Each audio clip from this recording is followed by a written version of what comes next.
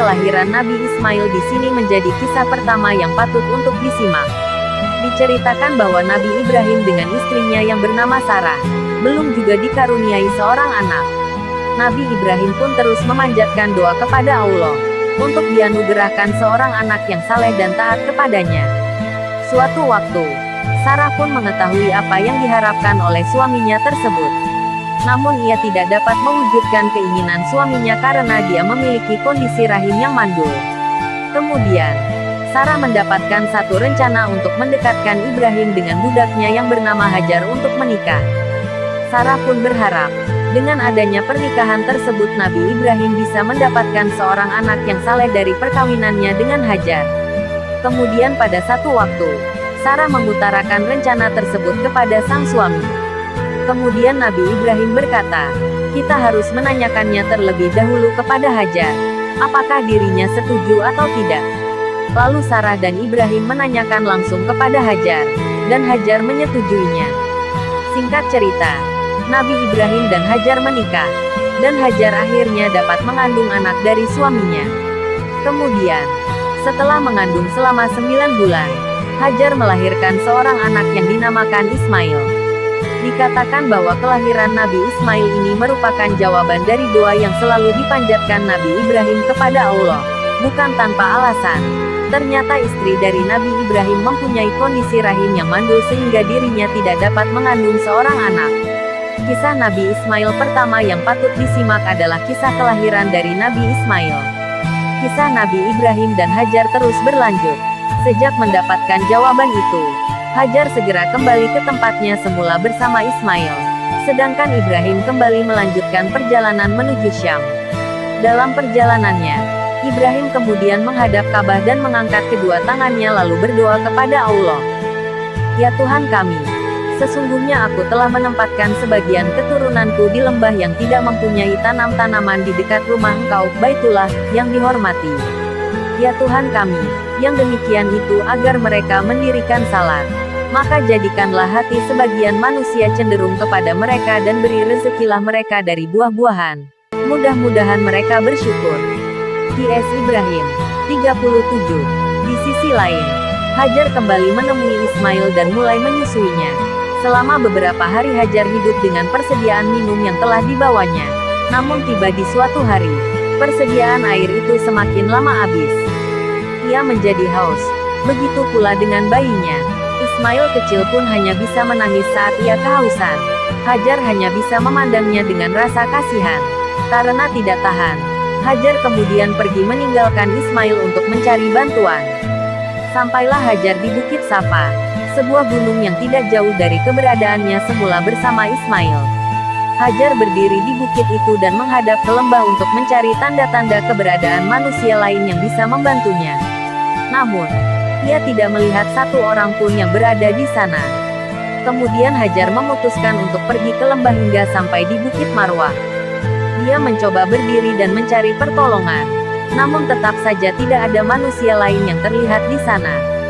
Bahkan Hajar melakukan perjalanan dari Safa ke Marwah hingga 7 kali.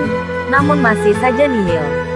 Saat ia berada di puncak Marwah, ia mendengar sesuatu. Kemudian ia berusaha untuk diam dan kembali mendengarkan suara itu dengan seksama. Dan suara itu muncul lagi. Engkau telah memperdengarkan suaramu jika engkau bermaksud memberikan bantuan. Ternyata suara itu merupakan suara dari malaikat Jibril yang berada di dekat sumber air Zam-Zam. Kemudian Jibril mengambil air dengan sayapnya hingga air keluar memancar. Akhirnya Hajar dapat minum dan bisa kembali menyusui bayinya.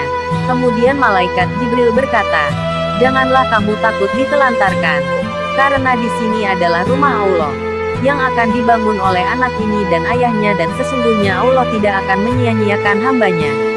Kedatangan suku Jurhum, kisah Nabi Ismail dan ibunya. Hajar yang tinggal di Makkah masih terus berjalan. Hingga datanglah sekelompok suku Jurhum yang datang dari Bukit Kada, dari bagian bawah Makkah. Mereka melihat sekelompok burung yang berputar-putar di suatu wilayah. Mereka berharap, burung yang berputar-putar itu merupakan tanda adanya sumber air. Lalu mereka mengirimkan 2 orang untuk mendatangi lokasi burung tersebut. Dan benar ternyata burung-burung tersebut mengelilingi sumber air. Lalu dua orang dari suku Jurhum itu kembali dengan cepat untuk memberitahukan kelompoknya. Setelah itu, mereka bersama-sama mendatangi sumber air tersebut. Saat itu, Hajar sedang duduk di dekat sumber air. Lalu salah satu dari suku Jurhum berkata, "Apakah kamu mengizinkan kami untuk singgah bergabung denganmu di tempat ini?" Lalu Hajar menjawab, "Ya, boleh. Namun kalian tidak berhak memiliki air."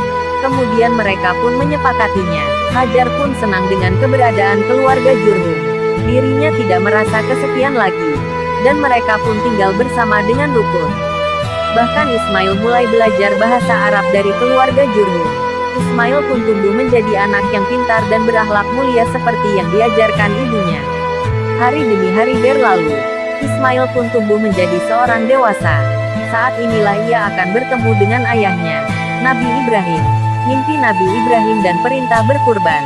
Kisah Nabi Ibrahim yang sudah dewasa bersama ibunya.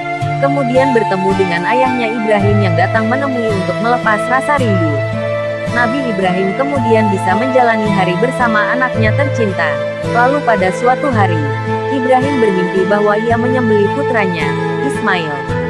Setelah ia bangun, ia menyadari bahwa mimpi itu merupakan petunjuk dari Allah.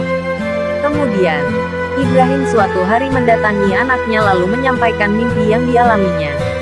Dan Ibrahim berkata kepada Ismail, "Wahai anakku, sesungguhnya aku melihat dalam mimpi bahwa aku menyembelihmu. Maka pikirkanlah apa pendapatmu." Ismail menjawab, "Wahai ayahku, kerjakanlah apa yang diperintahkan kepadamu. Insya Allah kamu akan mendapatiku termasuk orang-orang yang sabar." Kisah Safaat 102. Kemudian, Nabi Ibrahim pun membawa Ismail ke Mina. Setelah sampai di sana, Ibrahim mengikat kain di atas muka anaknya agar ia tidak dapat melihat raut wajah sang anak, yang bisa membuatnya terharu. Keduanya pun telah mempasrahkan diri dan menyerahkan diri kepada Allah. Setelah itu, Ibrahim mendengar seruan Allah, "Wahai Ibrahim, sesungguhnya kamu telah membenarkan mimpi itu. Sesungguhnya demikianlah kami memberi balasan kepada orang-orang yang berbuat baik. Sesungguhnya ini benar-benar suatu ujian yang nyata." Tidak lama setelah itu, malaikat Jibril membawa kambing besar dan meletakkannya sebagai pengganti Ismail yang akan disembelih. Dari peristiwa inilah kemudian turun perintah Allah bagi seluruh umat muslim untuk menunaikan kewajiban berkurban.